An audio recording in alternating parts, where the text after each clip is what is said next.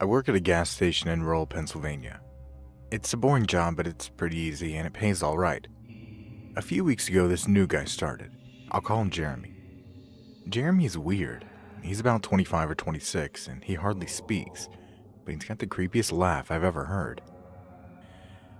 My boss and I have both noticed this, but it's never been a problem, so there's not much we can do about it. Customers have never complained about him and he's always done his job fairly well. Up until a few weeks ago anyway. That's when things started going missing. Employee theft can be a problem at any business that sells consumer goods, and there's only one person working at this gas station at a time. It's a pretty small place. So about 2 weeks ago, my boss started noticing that we were short on motor oil. At first it was a few containers at a time, then entire shelves and boxes from the back room. Pretty soon, entire shipments would be gone the day after we got them, and it would always be right after Jeremy's shifts.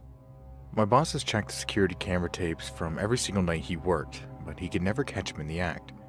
Jeremy would lock up at closing, and then the motor oil would be gone the next day. My boss usually takes the tapes home with him and tries to catch Jeremy stealing, but his daughter had a softball game last night, so he asked me to watch the tape for him. He offered to pay me overtime under the table, so obviously I took that offer. There are 3 cameras, so he gave me 3 different tapes to check. I figured it would be a long night, but I'm trying to save up for vacation, so I really needed the money. I took the tapes home, popped them in an old VCR and sat back. 2 days ago, the last time he worked, Jeremy started at 4 p.m. Everything seemed pretty normal at first. He counted his drawers, switched off with the girl who was working before him, and waited for a customer. The first person who came in was Mrs. Templeton. The timestamp on the video read 4:03, a regular. She picked up her cigarettes and a newspaper and paid with a 20. Nothing unusual there. The next customer was some local guy named Ron. He drives a motorcycle, usually comes in every few days. He filled up his tank, got a bag of beef jerky, paid with his credit card, and then left. Next was some guy with a cowboy hat. I'd never seen him before, but we get plenty of strangers passing through, just like any other gas station. He got $40 worth of diesel fuel, paid with a $100 bill, and went on his way. I sat back and sighed. The only thing more boring than doing this job is watching someone else do it. My boss's offer was enough to keep me watching though, so I left the tape on. Everything seemed pretty normal. I had a feeling that if Jeremy was stealing motor oil, he knew we were suspicious of him by now. I didn't expect him to be dumb enough to let us catch him on camera. Things stayed boring and routine until about 5 o'clock. At 5:03, Mrs. Templeton came back in. She must have forgotten something. But she didn't. She bought the same pack of cigarettes as before in the same newspaper. And she paid with another 20. That's odd, I thought, but again, she's a little absent-minded. I thought Jeremy should have told her she already got her smokes, but it's not against the rules to sell somebody the same thing twice. And that's when Ron came in again. He bought another tank of gas for his motorcycle again. I later checked the outdoor camera because I thought maybe he had another car he wanted to fill up, and he got the same pack of beef jerky. He paid with his credit card again. No big deal, I just figured this was just a weird coincidence. Mrs. Templeton is forgetful, and Ron probably owns more than one Harley. That's when the guy in the cowboy hat came back in. I felt a chill run down my spine. Don't get diesel. Don't get diesel, I found myself whispering to myself in my empty living room. But he did. He got $40 worth of diesel fuel and paid with another $100 bill. Every move he made was identical to his first visit, right down to the way he scratched his nose before he walked out. Either this guy was rich, owns a lot of trucks and just moved into town, or something really bizarre was happening. I kept watching. Every customer for the next hour was the same as before. Every single one. I was seriously freaked out, and then at 6:03, Miss Templeton walked back in. She bought her cigarettes and the newspaper again and paid with a 20 again. I thought I was going to lose it. I only watched another half hour before I started fast-forwarding through the rest. It was all the same. Every customer would come in at the exact times, exactly 1 hour apart. Now I know what you're thinking. That sneaky motherfucker Jeremy had messed with the tapes. He had run a loop of his first hour of business over and over. But that wasn't the case. There are windows around the cash register that the camera covers, and I watched the sunlight fade as time ran on. Jeremy's routine didn't loop over. He swept, mopped, restocked, and did all his duties exactly how you'd expect. But the same customers kept coming in. I was panicking at this point. Something was seriously wrong with what I was seeing, and I had no explanation for it. I skipped ahead to when he'd locked up and walked out to his car. He hadn't stolen anything, but I just kept watching to make sure. I fast forward one last time to about midnight. At exactly 12:03, out of nowhere, Jeremy's face pops up on camera. I don't mean he moved his head into view, I mean that 1 second the store was empty and the next second his face was all you could see. He wasn't looking at the camera. He was looking at me, and I was sure of it. I screamed and fumbled for the remote. By the time I grabbed it, he was gone, just as soon as he had left. One frame he was there, and the next he wasn't. My hands were shaking like crazy, but I popped in another tape. The other indoor camera shows the back area by the cash register, and I would be able to see how he got up there to put his face in the camera like that. I skipped ahead to 12:03, but there was nothing. I would have been able to see him standing on a chair or something on this tape, but he wasn't there. I didn't see him enter the store at all after he left. It's like he wasn't really there. He doesn't know the security code, and no alarms were triggered that night after he locked up. What I did see, however, was that at 12:03 the motor oil vanished off the shelf. All of it. Same as Jeremy's face. 1 second it was there and the next it wasn't. I turned that tape off and went to bed, but didn't get a wink of sleep. My body is exhausted right now, but my mind is racing.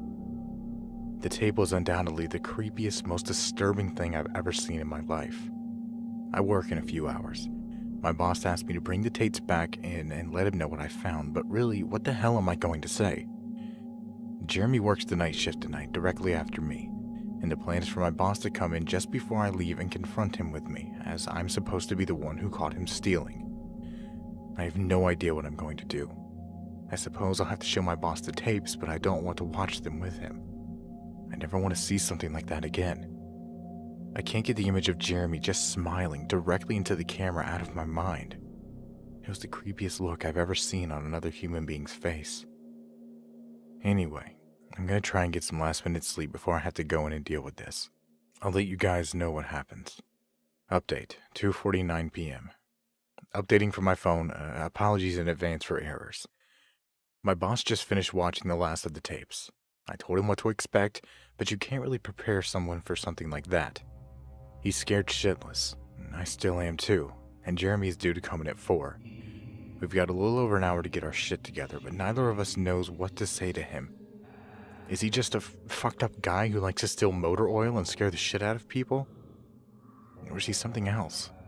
I don't know if this is crazy, but does anyone think that he could have something to do with that time loop? My boss said he never noticed anything like that in the other tapes, but the way he popped up in this one made me think he knew that I would be watching. It's like he wanted me to see what he could do. Like he was showing off or something. The way he smiled into the camera was like a little kid showing you a sandcastle they just built or something. I don't know. I probably sound crazy. I sure feel the part. I'm going to talk to my boss some more. We have to calm ourselves down and figure out how to handle this. I'll update again tonight, but I have a really bad feeling about how this is going to play out. Update, 4:33 p.m. No sign of Jeremy. Tried calling him, but his phone's been disconnected. We're calling the police. Update, 5:33 p.m. No sign of Jeremy. Tried calling him, but his phone's been disconnected. We're calling the police. Update, 6:33 p.m. No sign of Jeremy. Tried calling him, but his phone's been disconnected. We're calling the police. Update, 7:33 p.m. No sign of Jeremy. Tried calling him, but his phone's been disconnected. We're calling the police. Update, 8:33 p.m. No sign of Jeremy. Tried calling him, but his phone's been disconnected.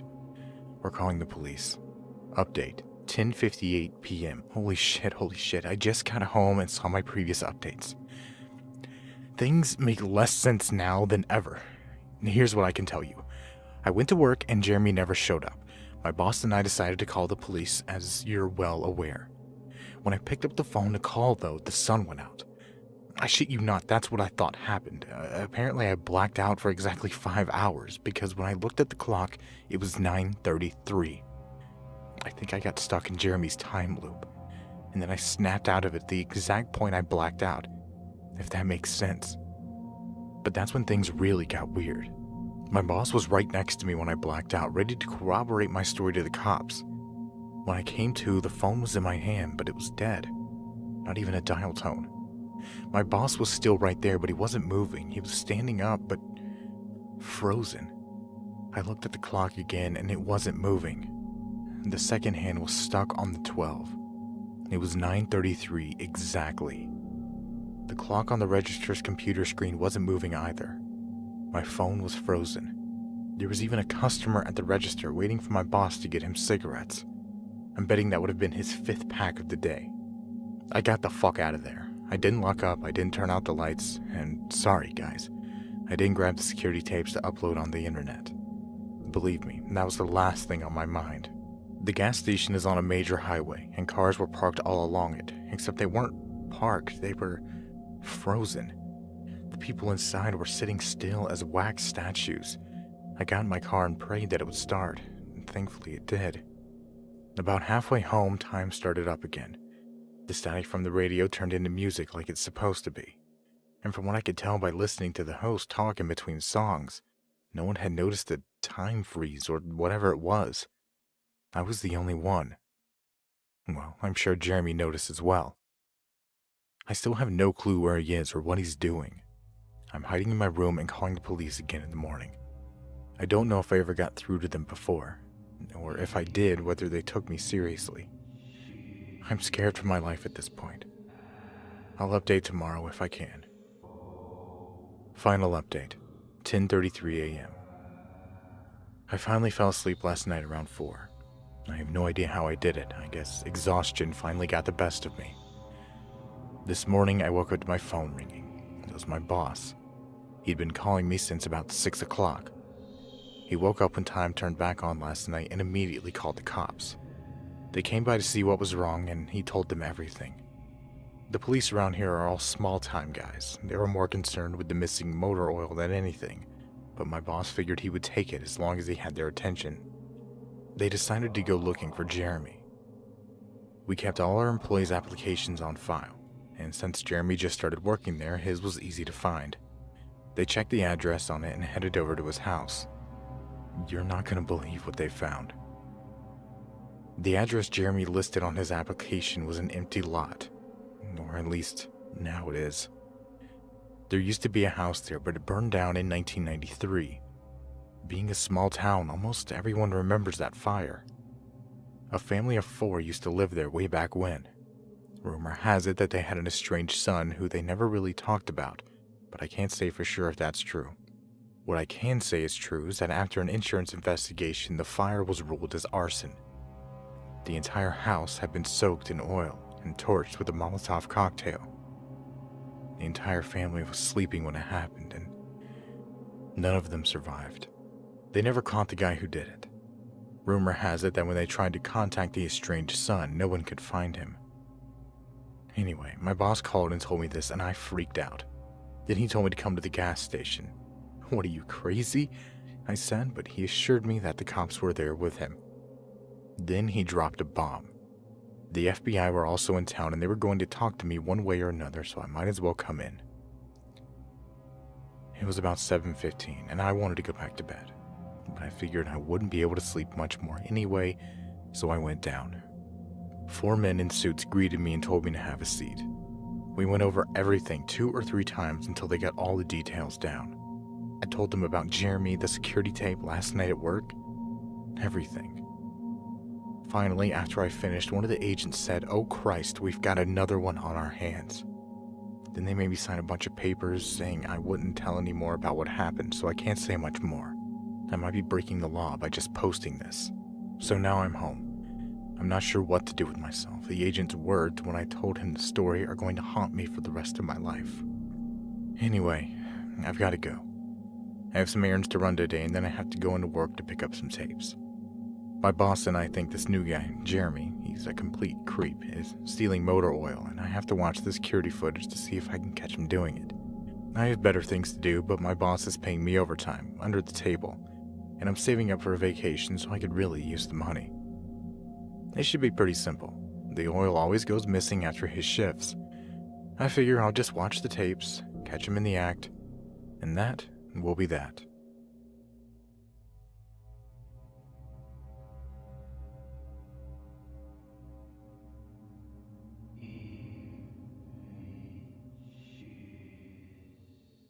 I would be gone the next day. My boss usually takes the tapes home with him and tries to catch Jeremy stealing, but his daughter had a softball game last night, so he asked me to watch the tape for him. He offered to pay me overtime, under the table, so obviously I took that offer. There are 3 cameras, so he gave me 3 different tapes to check. I figured it would be a long night, but I'm trying to save up for vacation, so I really needed them. I work at a gas station in rural Pennsylvania. It's a boring job, but it's pretty easy and it pays all right. A few weeks ago, this new guy started. I'll call him Jeremy. Jeremy's weird. He's about 25 or 26, and he hardly speaks, but he's got the creepiest laugh I've ever heard. My boss and I both noticed this, but it started noticing that we were short on motor oil. At first, it was a few containers at a time, then entire shelves and boxes from the back room. Pretty soon, entire shipments would be gone the day after we got them, and it would always be right after Jeremy's shifts. My boss has checked the security camera tapes from every single night he worked, but he could never catch him in the act. Jeremy would lock up at closing, and then the motor oil's never been a problem, so there's not much we can do about it. Customers have never complained about him, and he's always done his job fairly well. Up until a few weeks ago, anyway. That's when things started going missing. Employee theft can be a problem at any business that sells consumer goods, and there's only one person working at this gas station at a time. It's a pretty small place. So about 2 weeks ago, my boss to money. I took the tapes home, popped them in an old VCR and sat back. 2 days ago, the last time he worked, Jeremy started at 4 p.m. Everything seemed pretty normal at first. He counted his drawer, switched off with the girl who was working before him, and waited for a customer. The first person who came in was Mrs. Templeton. The timestamp on the video read 4:03, a regular.